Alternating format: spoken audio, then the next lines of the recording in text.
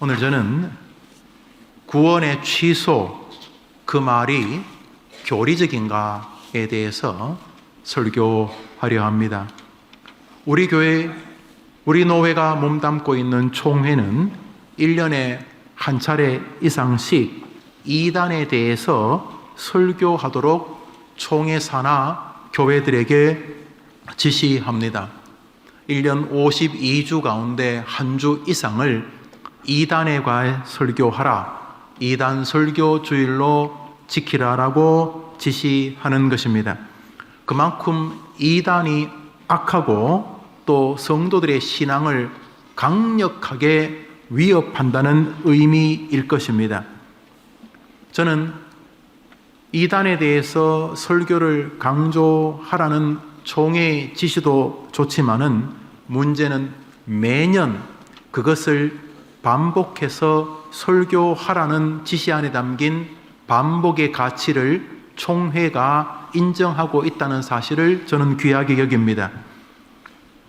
다시 말해 우리의 믿음은 사도 바울이 말했듯이 내가 너희들에게 거듭 말하는 것은 나에게 수고로움이 없고 너희들에게 안전하다고 했던 바울의 사상을 그대로 존중하는 것이기 때문입니다. 새 것을 좋아하는 시절입니다.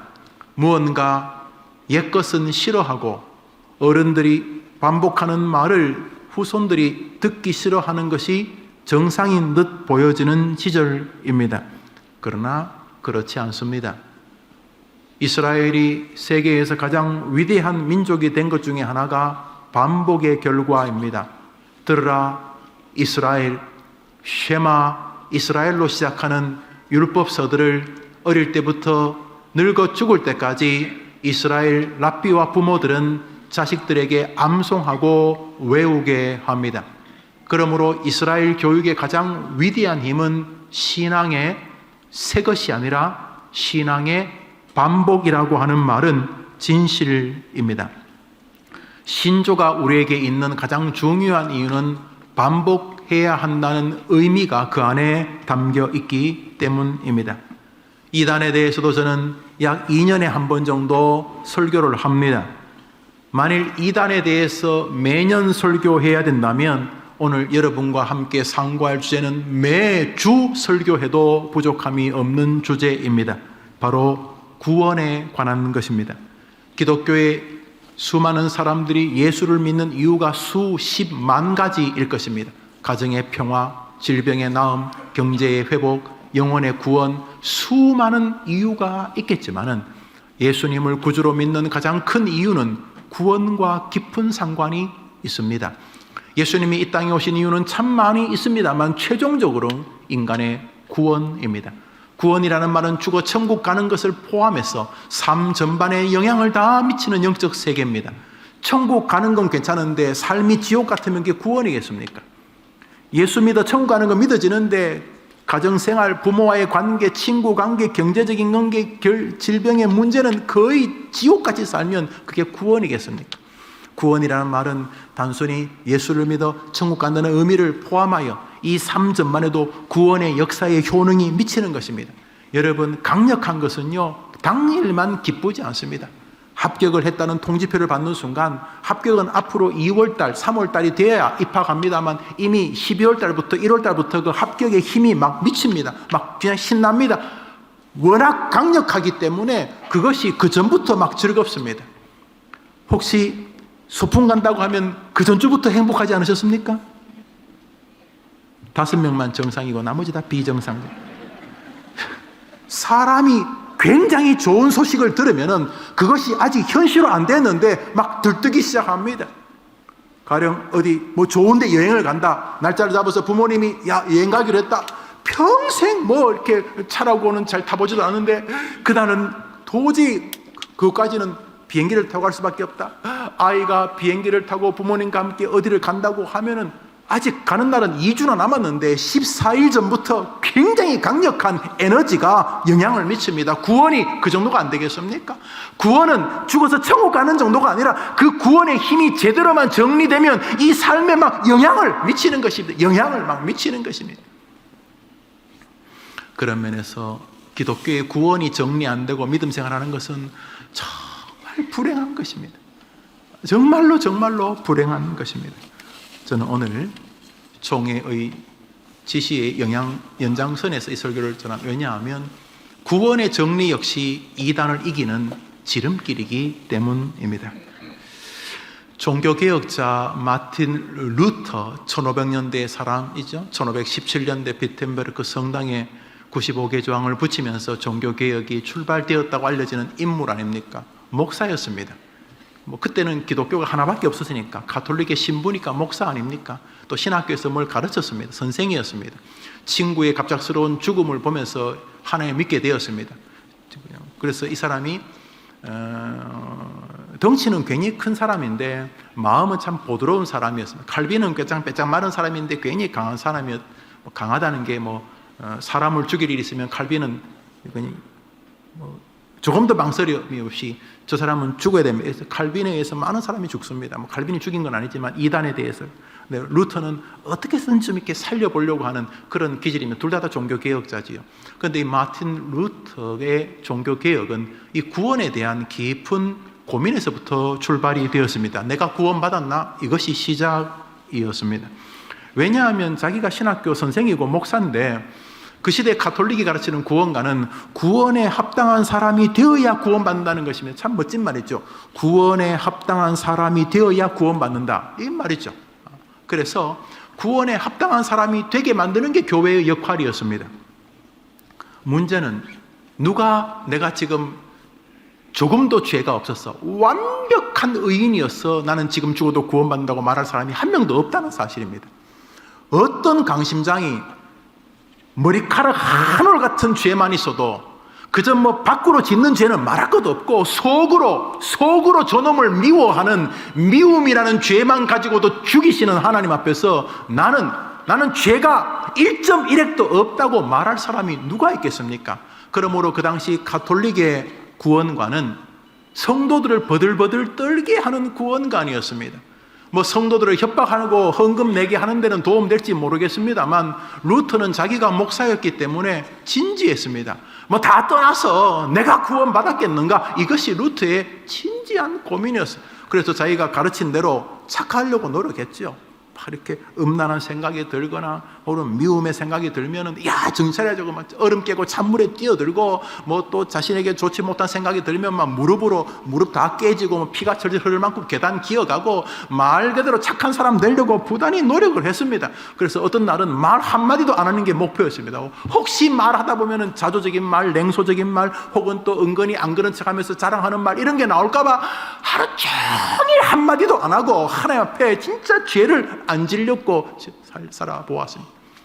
근데 밤에 이렇게 자다 보니까 그날은 아무런 죄를 지은 게 없는 것 같아요. 옆에 있는 교수가 배고프다고 해서 자기 음식도 절반 덜어주고 그렇게 아침도 새벽 4시에 일어나서 기도하고 시작하고 하여튼 정말 자신이 오늘 하루는 오늘 죽어도 내 천국 가지 않겠나 싶을 만큼 말 한마디까지 정말 잘하고 이불 속에 탁 누워서 주님 저는 오늘 흠도 없이 이제 오늘은 내가 천국 갈 것 같습니다 라고 하는 순간 그 마음속에 네가 완벽하게 의롭다고? 라고 하는 마음이 울려납니다.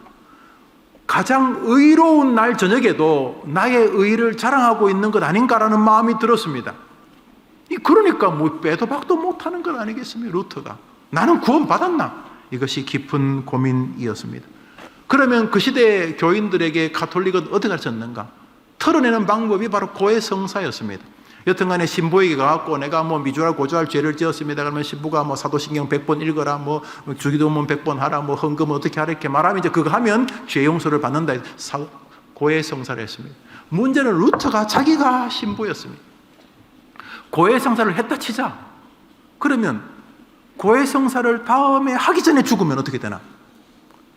또 하나, 내가 고해성사는 내가 기억나는 죄는 했지만 나도 모르고 지은 죄가 있지 않겠는가? 나도 모르고 지은 죄. 지나가다가 개미가 밟혀 죽었는지 어떻게 알겠습니까?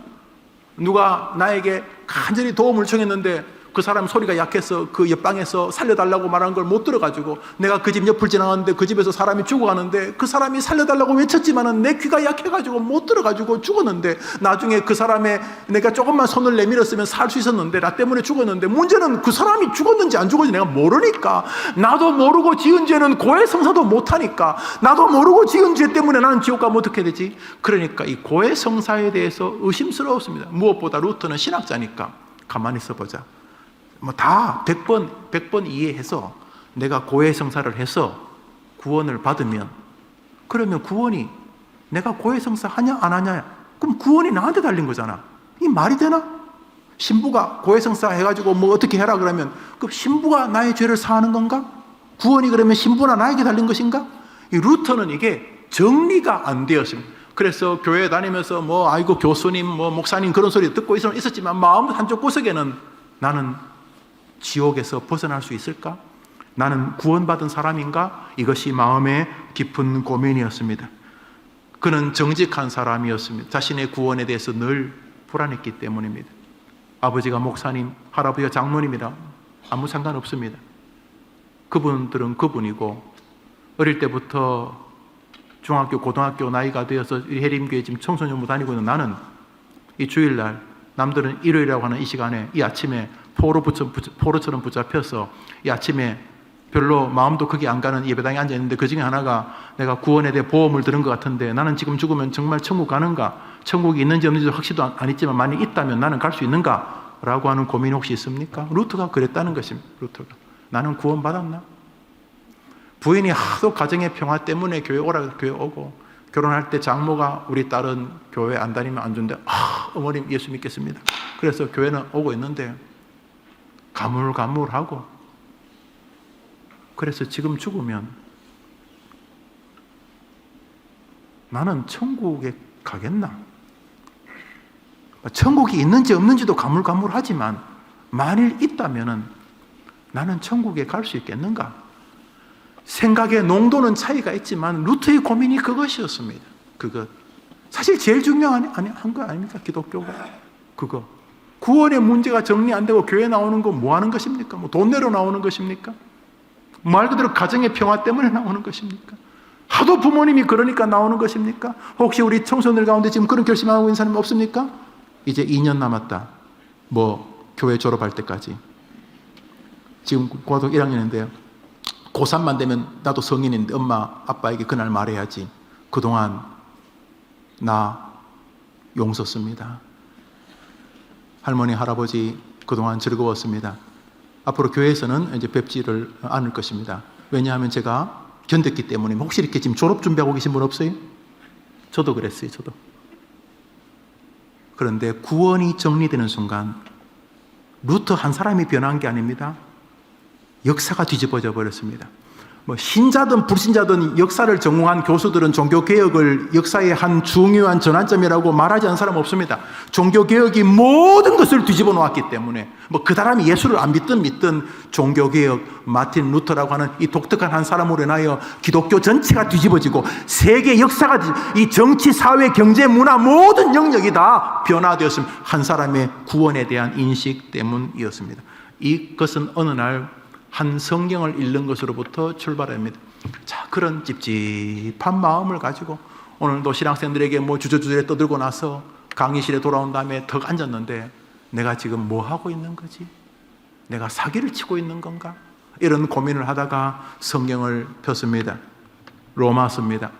읽어보겠습니다. 읽읍시다. 시작.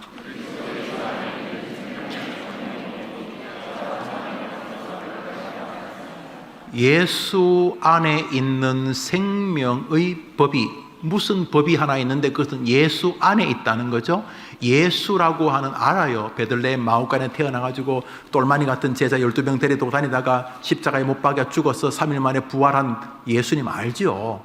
그런데 예수라고 하는 그 독특한 아브라함도 아니고 모세도 아니고 예수라고 하는 독특한 한 사람에 의한 법이 너를 죄와 사망의 법에서 해방하였다.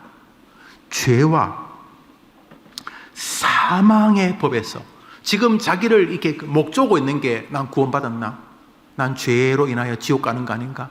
이 영원한 죽음, 이게 헤매고 있었는데 지금 자기가 지금 이러고 있는데 예수 안에 있는 생명의 법이 이것을 해방하였다고 완료형으로 이것이 기록되어진 것을 독일어 성경으로 읽습니다. 뭐 독일 사람이니까. 시제가 끝이 났다, 해방하였다, 이렇게 되어 있는 것입니다. 가슴이 이렇게 떨리기 시작했습니다. 그리고 종교개혁의 위대한 성경 구절이 이 사람의 마음을 뒤집어 놓습니다. 우리 로마서 1장 17절을 읽습니다. 시작. 오직 노란 것이면 읽어볼까요? 시작. 착한 일을 해서 영생, 사는 것, 생명을 얻는 게 아니고 믿음이라고 하는 기제, 방법을 통해서 생명을 얻는다는, 뭐 우리 너무 잘 아는 말인데, 착하고 의롭고 좋은 일 하고 뭐 구제하고 봉사하고 뭐 그래서 구원을 받는 게 아니고 믿음이라고 하는 독특한 방식, 독특한 차에 올라타거나 믿음이라고 하는 독특한 하나의 계기를 통해서 영생을 얻게 된다는 이 성경 구절이 이 루터의 마음을 막 흔들어 놓기 시작합니다. 그래서 이게 어떻게 루터의 마음에 정돈되기 시작하냐 하면, 하나님께서 예수 안에 있는 법을 통해서 사람을 구원하는 믿음을 우리에게 요청한다는 사실을 깨닫게 됩니다. 이건 내 믿음 아닙니다. 내가 뭘 믿고 자시고 이런 게 아니라 하나님이 예수님을 통해서 하신 일에 대한 신뢰를 말하는 것입니다. 그것은 구약의 제사였습니다. 이 한 구절을 통해서 루터는 구약 성경이 뻥 뚫립니다. 레위기 여러분 읽기 힘드시죠? 창세기, 출애굽기는 그래도 스토리가 있으니 읽을만 합니다. 레위기 가면 보통 이제 두 손 들고 포기하죠. 올해 성경은 여기까지. 창세기, 요한, 요셉 이야기 잘 읽어요. 출애굽기도 뭐 약간 가물가물하지만 읽을만 해요. 레위기부터는 그동안 즐거웠습니다 하고 그의 성경은 레위기에서 끝이 나죠. 왜냐하면 죽었고 제사하고 피 뿌리고 죽이고 제사하고 피 뿌리고 죽이고 계속 죽이고 제사하고 피 뿌리고 구주님은 용서하고 이것이잖아요. 뭐 그럴 줄 알았어요. 루터가 깨닫습니다. 예수라는 제물을 죽이시고 예수 뒤에 있는 제물의 주인의 죄를 용서하는 메커니즘이 1초도 안 걸리게 믿어지기 시작했습니다. 여러분, 레위기 시절로 돌아가 봅시다. 레위기 시절에 사람이 죄를 지었습니다. 그런데 그 사람 죽습니다. 왜냐하면 하나님 곧바로 번개로 쳐 죽이시기도 하고 지진을 내서 집어넣고 땅을 확 닫아버리기도 하셨으니까. 죄를 지으면 심각성을 느낍니다. 그래서 급히 버들버들 떨면서 양 제물을 가지고 옵니다. 그럼 제상이 그 사람 보는 앞에서 양을 배를 가르고 피를 뿌리고 불에 태웁니다. 그러면 그 죄 없는 어린 양이 죽습니다. 그리고는 제사장이 하나님께 제사를 드린 다음에 선언합니다. 너 대신에, 제가 어린 양의 주인입니다. 너 대신에 어린 양을 하나님이 받으셨다. 너의 죄를 하나님 용서하신다. 그래서 돌아가는 게 레위기 제사입니다. 그게 한 토막의 제사입니다. 그러니까 이 사람은 죄는 자기가 지었는데 죽기는 어린 양이 대신 죽었어요. 그런데 레위기에서는 하나님을 인정하셨어요. 제물이 죽으면 뒷사람을 용서하신 거예요. 그러니까 레위기가 있는 거죠. 루터가 예수 안에 있는 법, 그러니까 레위기 어린 양 제물 안에 있는 법이 믿어지기 시작한 것입니다. 아, 하나님이 제물을 직접 준비하셨구나. 예수 그리스도. 그래서 이 제물이 내 죄를 대신해 죽는 거예요. 나는 여전히 죄인이죠. 옛날에 2000년, 3000년 전에 그 레위기 제사 때도 마찬가지요. 죄는 이 사람이 죄인이요. 사람을 자기가 죽였거든요. 어떻게 하냐, 자기 죄인이에요, 죄인. 그런데 이렇게 뭐 사람을 죽이면 이제 법적인 건 책임을 져야 되겠죠. 그렇지만 하나님 앞에 저주를 받는 문제를, 이 사람이 죄를 지었는데 이 어린 양 제물이 대신 죽으면 하나님이 제물을 보시고 이 사람의 죄를 용서하는 게 구약, 창세기, 출애굽기, 레위기 나오는 제사예요. 신명기도 나오지만 이게 제사란 말이죠. 루터는 자기의 구원이 자기가 착해서 받는 게 아니라 제물의 희생을 통해서 용서해 주시는 대속이 머릿속에서 뻥 뚫렸어요. 이게 이상한 게 아니구나. 그러면서 예수님이 자기의 죄를 위하여 이 땅에 오셨다는 성경 구절이 그날 다 이해되어 버렸습니다.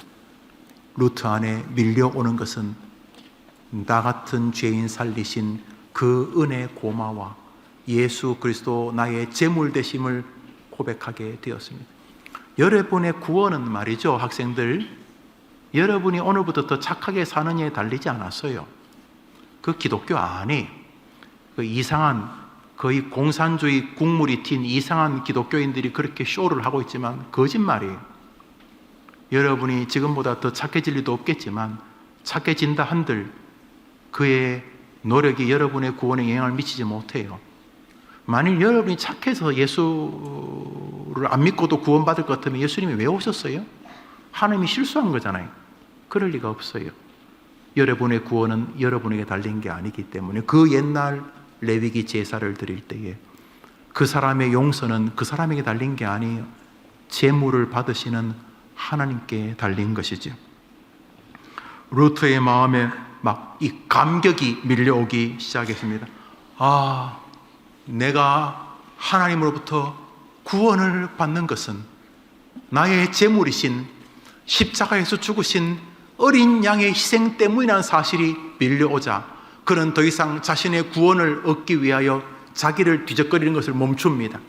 자신의 구원이 흔들릴 때마다 내가 구원받을 만한 사람인가? 내 안에 죄가 어떤가? 이런 거 연구하던 사람이 구원에 대한 마음이 올 때마다 그는 조용히 무릎을 꿇고 십자가에 달린 예수님을 바라보기 시작합니다.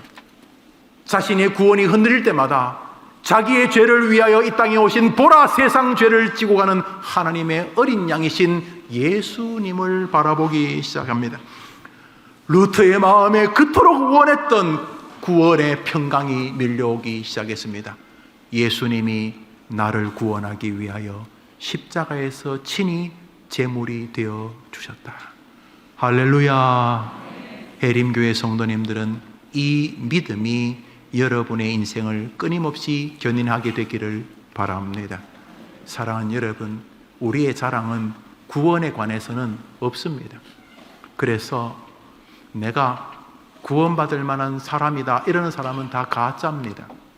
특히 교회에서 자신의 의의를 자랑하는 사람은 다 가짜입니다. 구원은 우리에게 달린 것이 아니기 때문입니다. 구원은 우리의 희생제물이신 우리의 빛나는 자랑인 예수 그리스도에게 달린 것입니다. 그 사람이 착해서 구원받은 게 아니라 그 사람의 죄를 대신 지고 죽는 어린 양 제물 때문에 구원받는 것처럼 우리가 착해서 구원받는 것이 아니라 우리의 죄를 대신 지신 제물 대신 예수님 때문에 구원받는다고 믿으면 아멘 해보십시오. 그러므로 해림교회 성도님들 구원 이야기하면 자기 뒤적거리는 걸 멈추세요. 뭐 양심이 어떤 그런 소리 하지 마세요. 구원 이야기하면 잠시 멈추고 십자가에 달린 예수님을 바라보시기를 바랍니다. 그리고 물어보세요. 내가 구원받았나? 이런 소리 그만하고 예수님이 나를 위하여, 나를 구원하기 위하여 십자가에서 죽으셨는가를 물으십시오. 거꾸로입니다. 내가 구원받았나? 이런 소리 하지 말고 예수님이 나를 구원하셨는가를 물으십시오. 그러면 여러분의 마음속에서 깊은 반성과 함께 나 같은 놈이 진짜 예수님의 원수다. 야, 나 같은 게 진짜.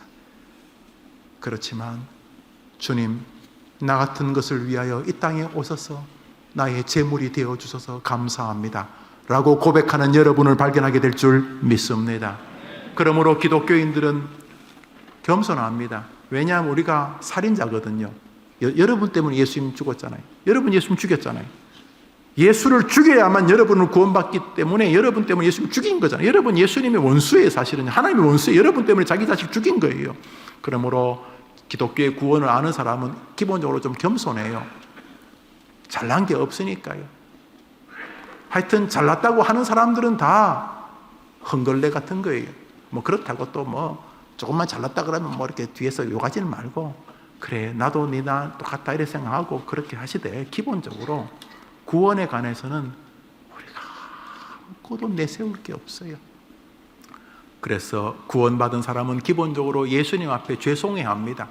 자기가 죽였으니까. 내가 김영우 때문에 죽었으니까 예수님에게 죄송하죠. 기본적으로 하나님에게도 1차적으로 면목은 없습니다. 나 때문에 자기 자식을 죽였으니까. 동시에 기독교인에게는 겸손함과 죄송함 동시에 담대함이 있습니다. 누가 우리 구원에 대해 공격하면 뭐라고? 너 죄인이잖아. 맞아, 내 죄인 맞아. 너 그래, 나 인간 말종일 때 많아. 그런데 내 구원 못 받았다고? 내가 구원 못 받았다고? 나보고 구원 못 받았다고? 뭔 소리 하는 거야? 예수님이 나를 위해 죽으셨어. 기독교인은 겸손하지만 구원에 대해서는 분명한 담대함의 확신이 있습니다. 종교개혁은 루터의 이 확신에 의해서 시작된 것입니다. 그는 깨닫습니다. 아, 바울이 왜 확신했는지를 깨닫습니다. 바울이 뭐라 그래요? 오호라는 죄인 중에 괴수로다. 정직한 거예요. 내 안에는 하나님 사랑하는 마음도 있고 죄를 사랑하는 마음도 있다. 이 바울이 한 말이에요. 정직한 거예요. 그렇지만 바울은 구원에 대해서는 사자같이 담대합니다. 성경 말씀 로마서 8장입니다. 읽읍시다. 시작. 내가 확신하노니 사망이나 생명이나 천사들이나 권세들이나 현재일이나 장래일이나 능력이나 높음이나 기품이나 다른 어떤 피조물이나 우리를 우리 주 그리스도 예수 안에 있는 하나님의 사랑에서 끊을 수. 할렐루야. 한번 더 합시다. 내가 확신하노니. 우리 노란 글씨 읽읍시다. 시작. 내가 확신하노니 우리를 우리 주 그리스도 예수 안에 있는 하나님의 사랑에서 끊을 수. 내가 비록 죄인 중에 괴수 같기도 하고 내가 좀 왔다 갔다 하고 내가 좀 게을러지고 넘어지기도 하고 그렇게 해도 나를 위하여 십자가에서 죽으신 예수 그리스도까지 나를 위해 아끼지 않는 하나님의 사랑에서 나의 구원의 확신에서 누구도 끊을 자가 없으리라. 이것이 루터가 중세의 쓰레기 같은 교회 역사에서 다시 깨달은 원래 주의 제자들이 가지고 있었던 구원의 확신에서 중세 가톨릭이요 정말 부패했습니다. 교회 지도자들은 정치하고 들러붙어 가지고 막 정치인들하고 노상 그 짓이나 하고 그러면서 교회가 완전히 쓰레기가 됐어요. 중세 교회 역사는 말 그대로 휴지통. 그리고 중세 교회 역사의 그 쓰레기를 다시 걷어내고 다시 성경의 복음으로 회복시킨 것이 마틴 루터의 이 구원의 확신이었습니다. 많은 사람들이 구원의 확신이 있냐고 그러면 제가 착하게 살아야 되는데 이렇게 말합니다.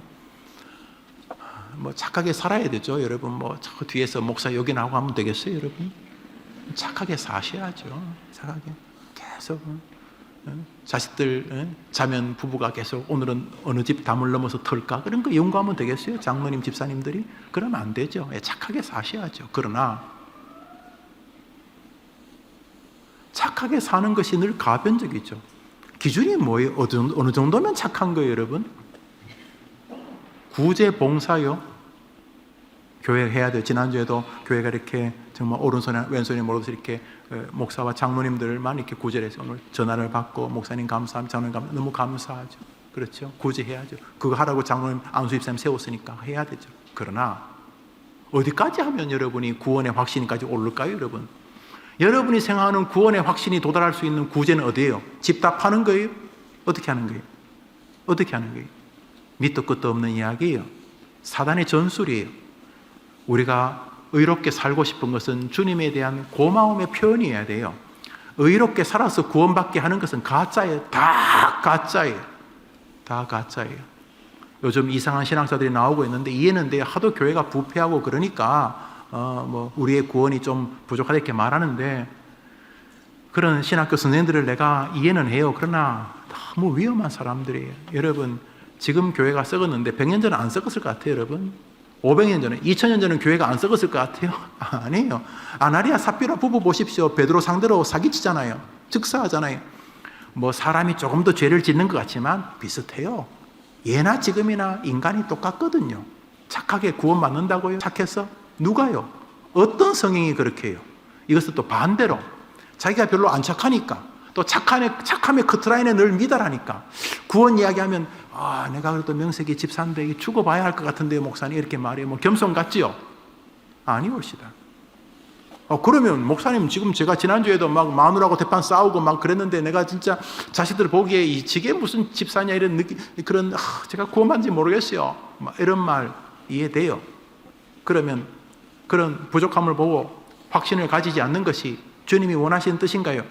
그것은요, 심각한 착각에 빠진 거예요. 구원이 자신의 선함의 영향을 입을 수 있다는 굉장히 바보 같은 짓이 말했잖아요. 여러분이 지금부터 더 착해지든 지금보다 더 악해지든 구원이 여러분이 달리지 않았어요. 구원은 그 사람에게 달린 게 아니고 재물에 달린 거예요. 여러분에게 주님이 원하는 믿음은 구원이 재물에 달렸다는 믿음인 것이죠. 오직 의인은 믿음으로 산다는 말은 착한 믿음이 아니고 구원은 오직 재물 대신 예수님의 대속에 달렸다는 믿음을 주님이 원하시는 거죠. 루터가 예수님을 바라보자 그 안에 말할 수 없는 평강이 몰려오기 시작했어요. 한번 더 합시다. 비록 이 땅에서 부족한 믿음을 사는 사람이라 할지라도 구원의 확신을 가져야 한다. 반드시 그래야 한다. 우리 웨스트민스터 대우리 문답 80번입니다. 대우리 문답은 목사와 장로들을 위해서 만든 교리입니다. 제가 읽겠습니다. 답하십시오. 참 신자들은 자신이 은혜의 상태에 있다는 것과 자신의 구원을 확신할 수 있는가? 시작.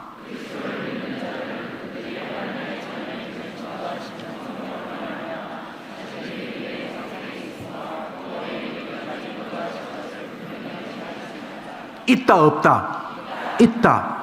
예수님이 나를 위해 죽으신 것도 믿고 비록 내가 엎어지고 넘어지지만 예수님이 끝까지 나를 구원하실 줄 믿습니다라는 확신을 가질 수 있다 없다? 있다. 그러면 여러분을 점검해 보여. 그럼 여러분의 믿음이 뭐냐면 내가 열심히 교회를 다니고 믿느냐 이게 아니라 예수님이 나의 제물로 이 땅에 오셨다는 사실을 여러분이 믿느냐인 것이.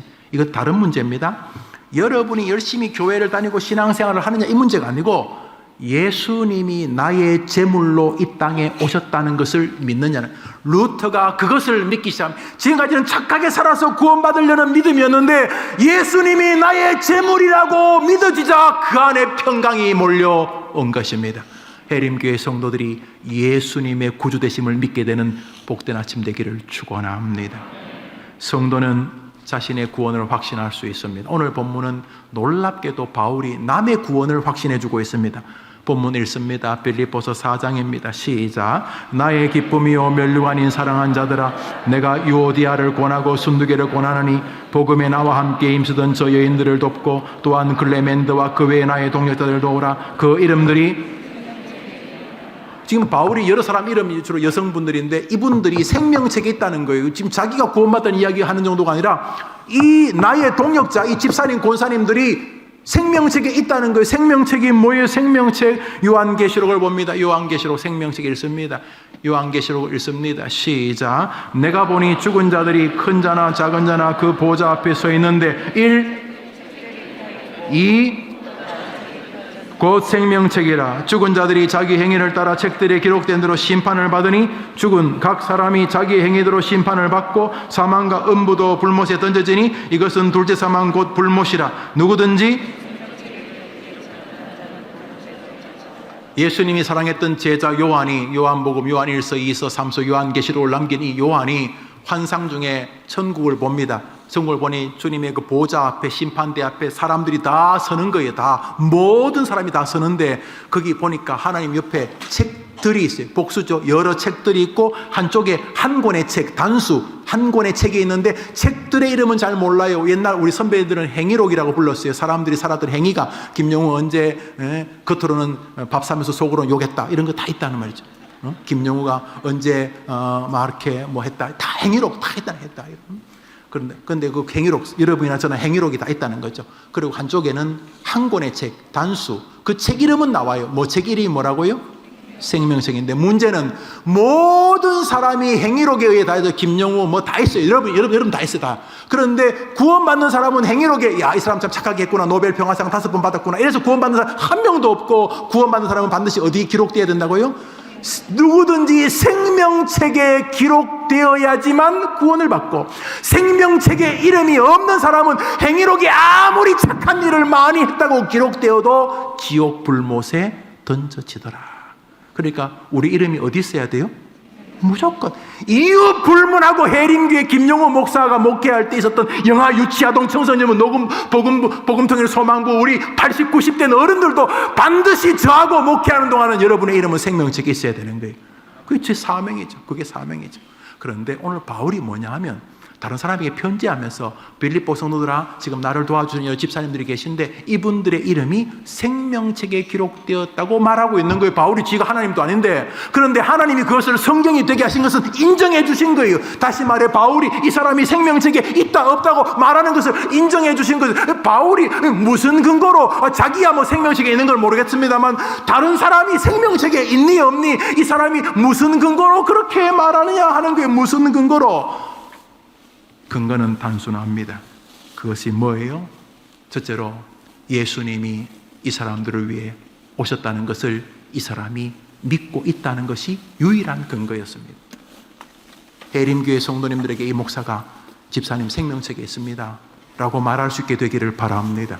이유는 집사님이 예수님을 믿고 그 예수님이 자기 죄 때문에 오셨다는 것을 진짜로 신앙하기 때문이어야 한다는 것입니다. 그러니까 예수님 안 믿으면 아무것도 아닌 것입니다. 여기 예수님을 믿는다는 게 뭐 예수님 믿어서 잘 되고 병 낫고 이것도 틀린 말은 아니에요. 근데 정확히 말하는 믿음은 예수님이 나의 제물로 오셨다는 것을 믿는 것을 말하는 거예요.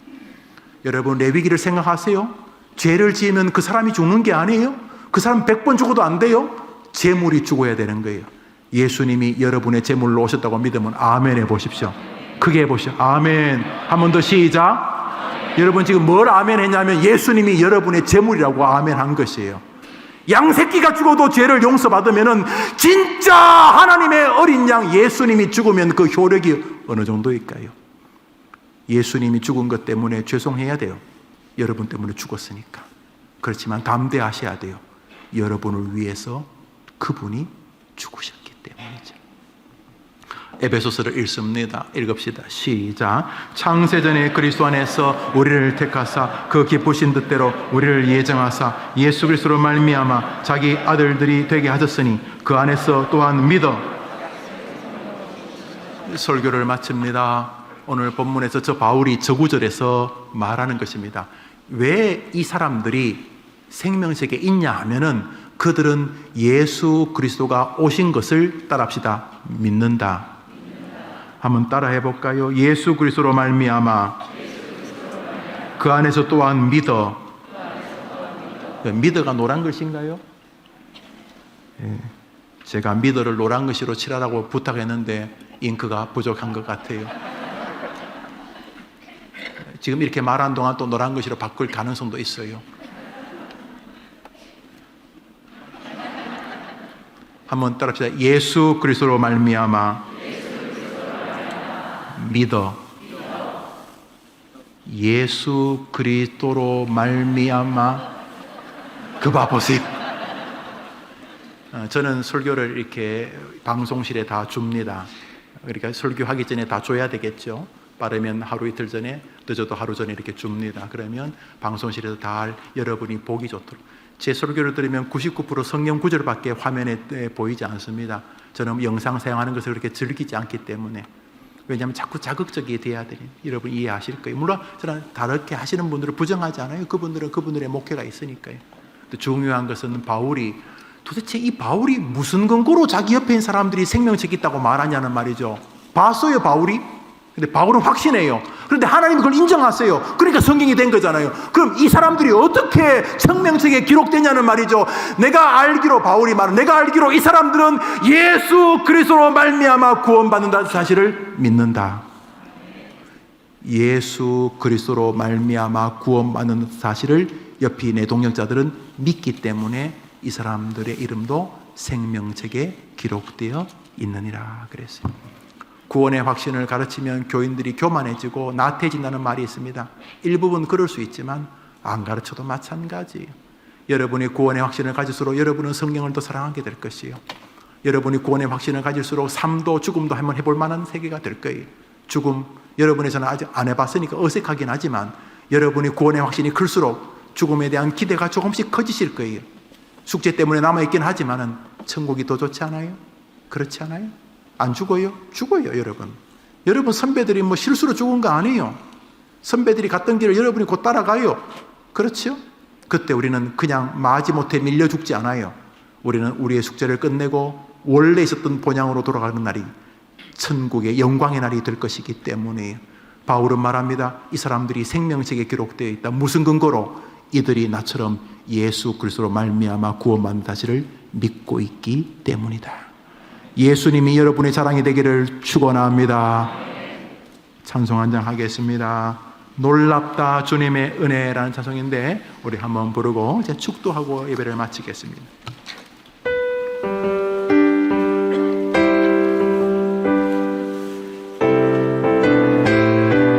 놀랍다 놀랍다 주님의 큰 은혜 우리 죄를 용서하시려고 제물로 제물 어린 양 그래서 어떻게 되었는데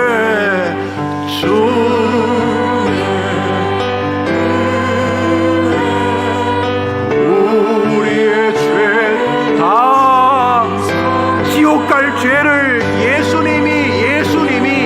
예수님이 지옥 갈 죄를 4절 부릅니다. 다 같이 일어나셔서 4절 부릅니다. 이해할 수 없는 이 사실을 믿는 자에게 예수님이 나의 전부다.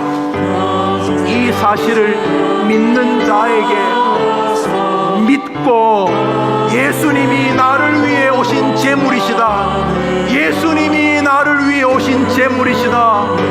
그 예수님이 내 죄를 다 씻었다. 여전히 죄가 있고 여전히 부족하고 여전히 위선적이지만 우리 주님이 나를 구원하기 위하여서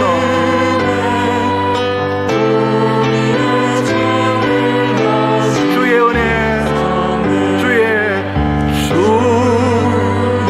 하나님 이 아침에 우리 저 아이들에게 이 믿음을 주시기를 원합니다. 하나님 하늘 문 여시고 저 우리 청소년들에게 예수가 믿어지는 은혜를 주시기를 원합니다. 우리 성도들에게 인생 노년에 계신 할아버지 할머니들에게 이 믿음을 주시기를 원합니다. 오 하나님이여 예수가 믿어지는 복을 주시기를 원합니다. 할렐루야. 기도합시다. 우리의 죄를 위하여 제물 어린 양으로 이 땅에 오셔서 다 이루었다라고 분명하게 자신의 구속의 사역이 성취되었음을 선언하셨던 예수님의 은혜와 천하 어떤 백성들도 착하고 의로워서는 구원받을 수 없기 때문에 제물이신 어린 양 예수님을 우리에게 보내주셔서 이 사건을 믿게 해주시는 하나님의 놀라운 사랑과 허튼 짓 그만하고 예수를 믿으라. 너를 구원하기 위하여 오신 만왕의 왕 예수님을 마음의 저항을 내려놓고 온전히 마음을 열고 예수 그리스도를 받아들여라. 이렇게 말씀하시는 성령님의 위로와 교통하심이 주일 3부 예배, 주일 청소년부 예배에 참여하여서 하나님 예수 그리스도를 제가 믿습니다 라고 고백하는 하나님의 백성들 위해 이제로 영원토록 함께 있을지어다. 아멘.